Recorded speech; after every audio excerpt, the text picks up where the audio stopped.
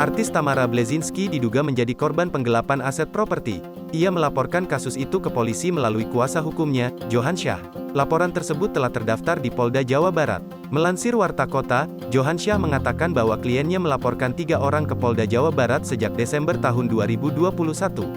3 orang itu diduga melakukan tindak penggelapan aset properti di wilayah Cipanas, Cianjur, Jawa Barat. Pasal yang tercantum dalam laporan Tamara Bleszynsky tersebut ialah Pasal 372 KUHP tentang penggelapan dan penguasaan aset milik orang lain. Tamara Bleszynsky melapor ke polisi karena tidak ada itikat baik dari 3 pelaku.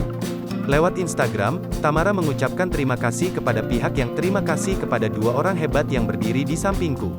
Mereka berjuang siang dan malam agar keadilan bisa terwujud. Matur suksma, tulis Tamara Bleszynsky sebagai caption unggahan Instagram. Sebelumnya, Tamara hendak melaporkan kasus tersebut ke Mabes Polri pada pertengahan Oktober tahun 2021.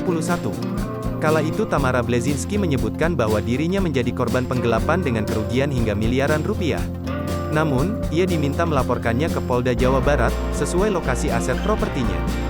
Setelah ke Mabes Polri, kami diminta melapor ke Polda Jawa Barat, sesuai lokasi aset properti klien kami, kata Johansyah ketika dihubungi wartawan, Senin, tanggal 20 Juni tahun 2022, dikutip dari Warta Kota.